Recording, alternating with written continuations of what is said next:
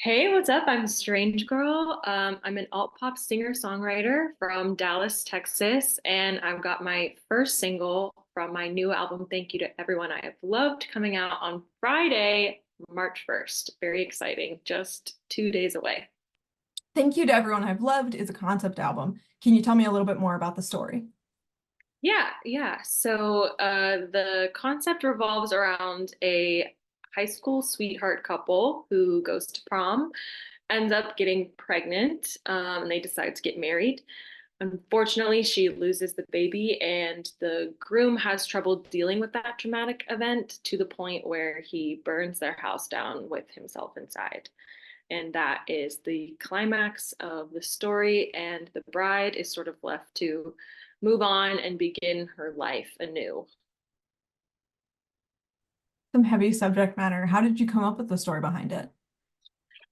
So the song that's coming out on Friday, actually, That House of Mine, I wrote not even having the idea of a concept album in mind. And it sort of was the catalyst for this whole story that I then used Pinterest boards and quote carousels on TikTok as inspiration to kind of find the rest of the story, the vibe, and sort of like that ongoing theme of it's kind of got like a 50s housewife plus like old timey classic horror and 1920s flapper, all these kinds of different things that I like saw on Pinterest, and they all kind of came together into this weird and sad story. Nice. What like specifically about this like idea of having an overarching kind of story that came to you from this particular song? Like what exactly drew you to a concept album specifically? I was really tired of writing about my own life and sort of found it starting to be detrimental to my mental health. And I didn't really want to like be in the angry diss track place anymore. So I thought that writing a story that was like completely separate from myself about a character who is not me would be kind of a really good creative exercise, as well as just like a way to be creative without having to like hurt myself, which I feel like a lot of times as artists, it's like kind of glorified to be in that like world of depression and like dealing with your emotions. And I feel like there's a way to feel those emotions and put them into your art with while it's still being safe and healthy. Yeah, I think there's I believe it's Jack Kerouac quote about how being a writer is just sitting down at the typewriter and bleeding. And that's kind of definitely the story of being an artist is that all of most artists' songs are so intensely personal that I've never heard someone specifically say that writing these really hyper personal songs was detrimental to like health and stuff, but I Yeah. can certainly imagine how it would be. Yeah. Um, and I on our channel, the last video we just did was one about Taylor Swift, and that's someone who like, had been so hyper personal. And I know that like some of the more recent albums were less personal, like I think it was Mhm. Folklore and Evermore were more conceptual. Right. And Yeah. I Yeah. imagine there's that element of um it's a lot to put it out everything you're feeling and Right. specifically about everyone you're feeling. Right. Well, and it got to the point too where like people who knew me would listen to my songs and be like, "Ooh, who's this one about?" Instead of like really listening to the song, like it became more about like the gossip behind the song than the actual like art of it all, which I feel like often happens with Taylor Swift and like Olivia Rodrigo as well. And I was just like, I don't want that to continue happening. So let me just squash the idea that this could be about anyone that I know or anything that I've experienced and just write an album that's like something completely creative and made up. It also seems to be a problem that's much more specific to female songwriters than it is Sure. to male songwriters. Like, obviously, I still see that speculation for male songwriters, but it never seems to overshadow the music itself the way it does for female artists. Exactly. Yeah, I totally agree. What do you hope listeners take away from the album? While it is a story that they can follow, I think there's another story going on, a bigger picture that is about how the point of life is learning to let go of it and to just not be so angry about things that have happened to you and to let things happen and go through them and be okay with that.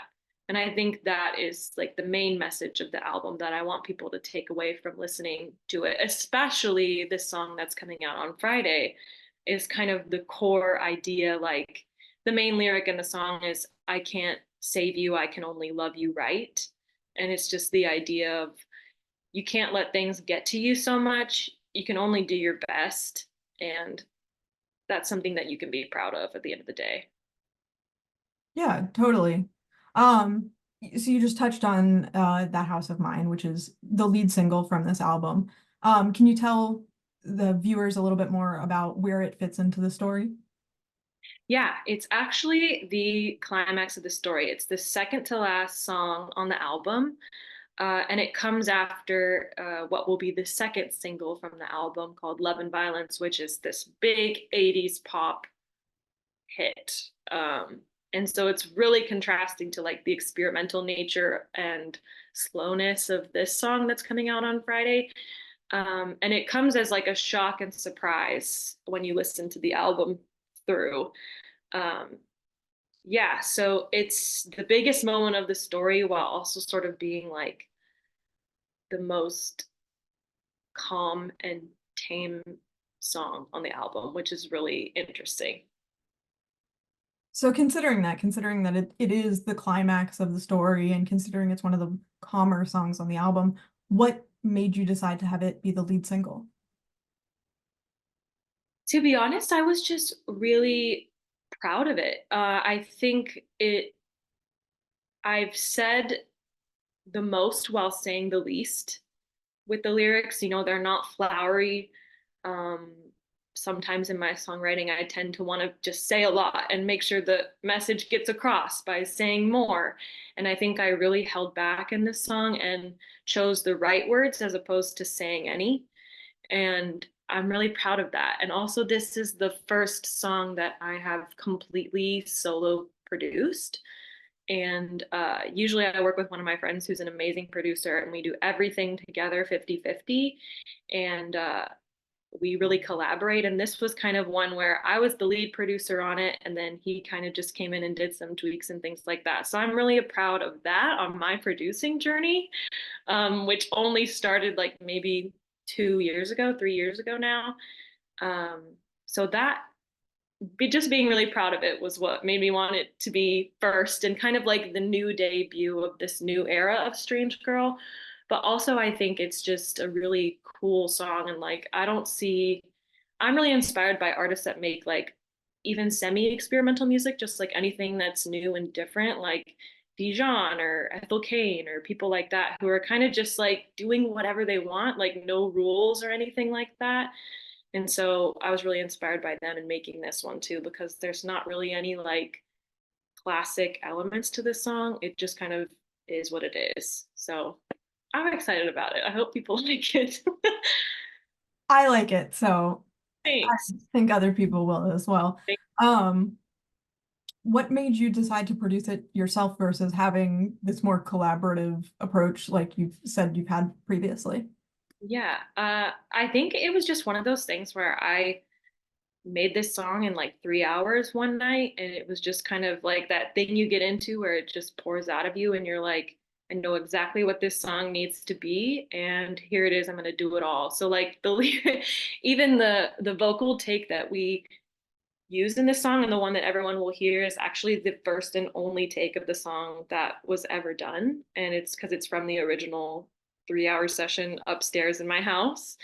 So yeah, I think it was a really important step in my producing journey. And yeah, I'm excited to be collaborating with my friend on all the other songs on the album. So It's neat because as you've been talking about the song is in so many ways deeply personal, while also having that sense of detachment. And so I think Yeah. that's something that like will really resonate with listeners in terms of like, yeah, it's not about a personal experience, but it is still so personal that they'll have that element.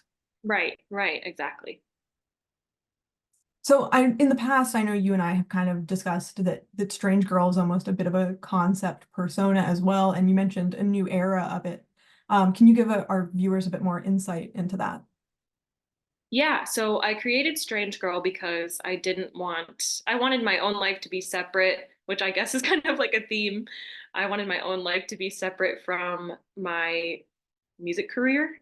So that was the impetus for creating her. But then she sort of became this thing, this entity, like you were saying, on its own. And Strange Girl lives in this place that we call Strange World, aptly named. And the idea going forward is that every album that I make is actually about a different character who lives in Strangeworld.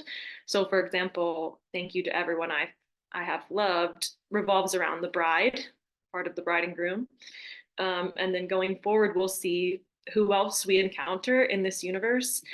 But I love the world building aspect that's sort of become more and more popular.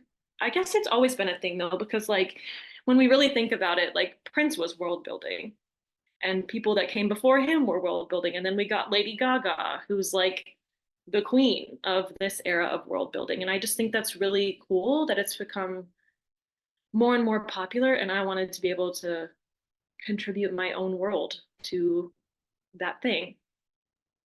Lady Gaga was who was at top of my mind as you were talking about it. Um, it's interesting in the ways that like world building has always, like you mentioned, has been an existing thing. David Bowie with Ziggy Stardust, another good example. But it's funny how that has never been necessarily like as intentionally Mm-hmm. like curated in the music industry when you think about how uh lucrative for Right.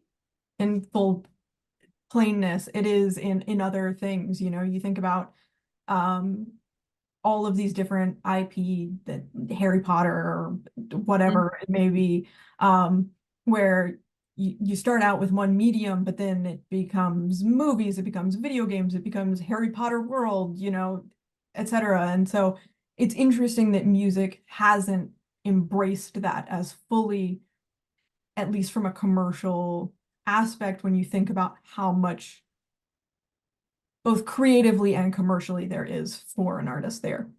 Yeah, yeah. And I think a huge part of it too, and actually something that I'm working on in my thesis right now is that like one of the main reasons world building is so, like you said, commercially successful and also creatively successful is because it gives a place for people to like have a collective identity and unite. Like all these people, like the Swifties, Lady Gaga's Little Monsters, like we have all these names for fans of an artist who has like built a very specific brand around them because that's really all a world is just a brand. So yeah, it's super interesting when you that people don't, I mean, I think like people are thinking about that more, especially like since Lady Gaga, that's become more and more of a thing. But yeah, I think it's super important to have like a little bubble around you that is like, this is who I am. And honestly, I'm a symbol of something for the people who listen to me. I think it's really cool. And that's what I'm working on my thesis right now is like, that's why people end up becoming iconic and standing the test of time is because they become a symbol of something larger than themselves because they've created this whole like universe for people to be able to fall into. I think there's also something to it in terms of like it becomes more accessible in some ways, So like with Harry Potter, for example, there are a lot of people who love those movies who've never read the books because they're not Right. readers. Or you think about Star Wars, they with different things in terms of different types of media and and how different types of media appeal to people. For example, I am not a Star Wars person. Ian, though, my husband, is a huge Star Wars person.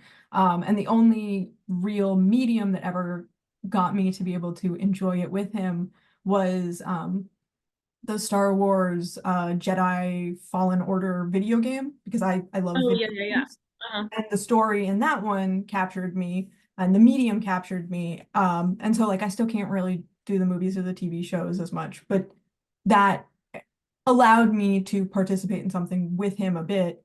And so Mhm. obviously I think there are very few people who would just say, I don't like music. But at the same time, like it does, having these different elements and these different ways to make your music accessible and inclusive to people certainly Mhm. allows you to reach a wider audience. Absolutely. And in my live shows for this album, people can actually, it's on my Instagram as well, but people can actually go look at a visual diary of all the songs. So there's like that visual component to it that sort of brings you into the world. And the other visual content that we're creating for the album, hopefully people will be able to, like you said, be able to enjoy it in different ways that's more accessible and inclusive, and not just like, here, listen to this song, period, which is great. And people love music. Obviously I love music, but I think it's so fun to be able to like just encompass the songs that you create with all this stuff. Yeah, I agree. I think that's something that K-pop in particular kind of does really well in terms of like all of the different components that they use to really bring fans into things. Like they have like trading cards and stuff like that. Right. Um, and so it's neat to see the different ways that artists think about reaching fans and bringing them into the world that they are creating, whether that world is as intentional as Strangeworld or just, you know, kind of more broadly the artist's life and universe. Yeah, yeah, totally. You have a background in musical theater. Personally, as a former theater kid, I can really hear some of that training in this song.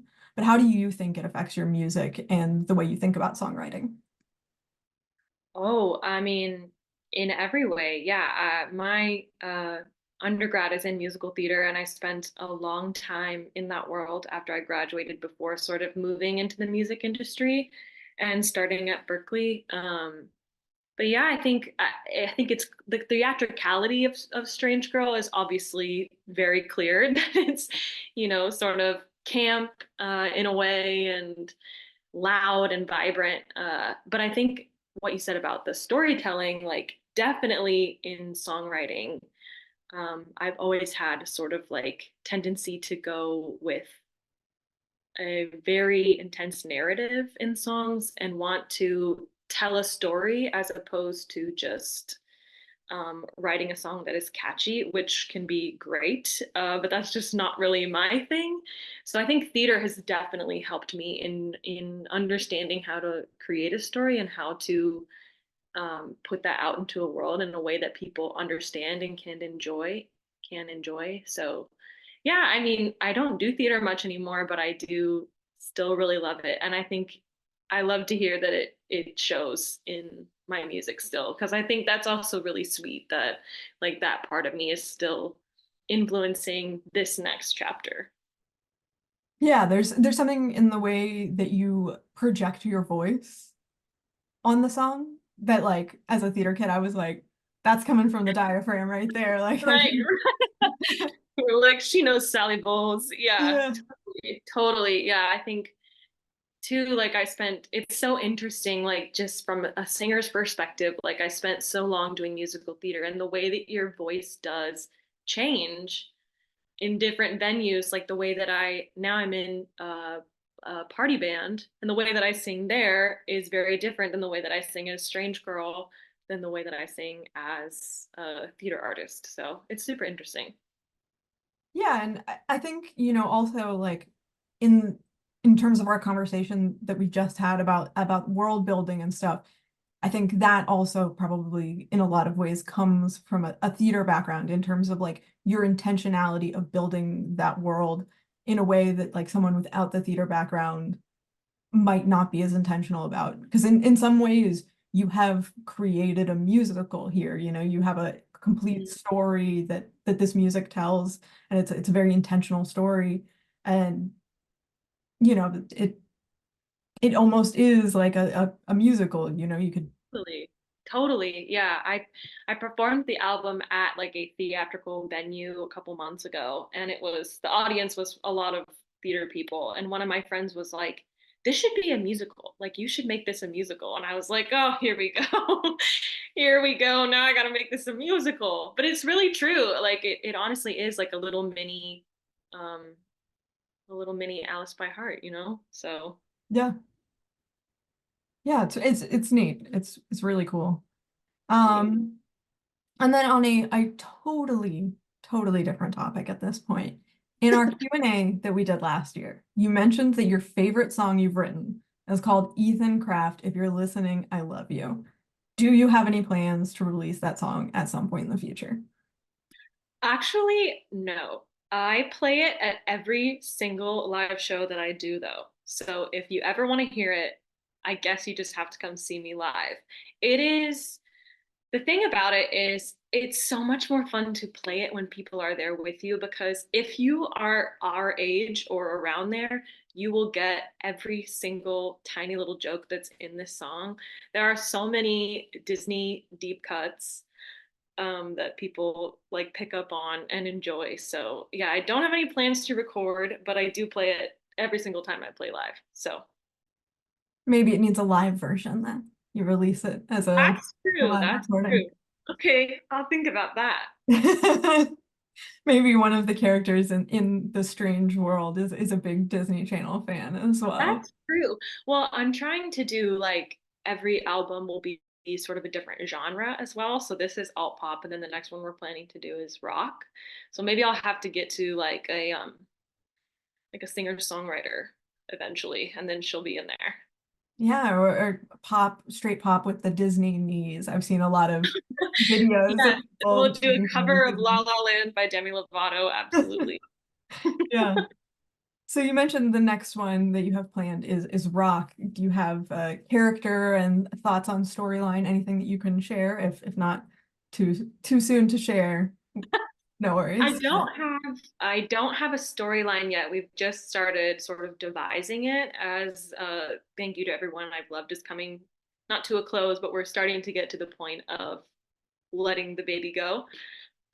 So so no official story to release yet. But I will say that I am hoping that it will be kind of a total 180 from Thank You to Everyone I've Loved and have a completely different tone and vibe and yeah, we'll see. I think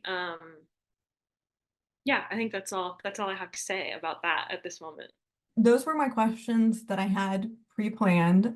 I don't know if there's anything else that you specifically would like to touch on, mention in terms of like shows coming up, where people can find you, things like that.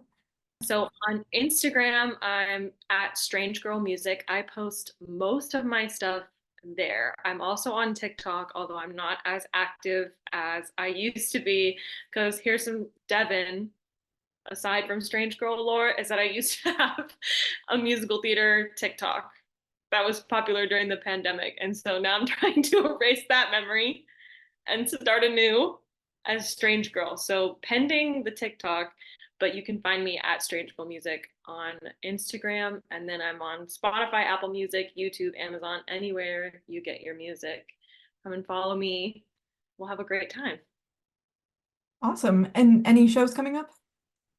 No shows coming up at the moment, but once we get the album out, we will be having an album release party in Dallas somewhere. So if you are a Texan, come on down.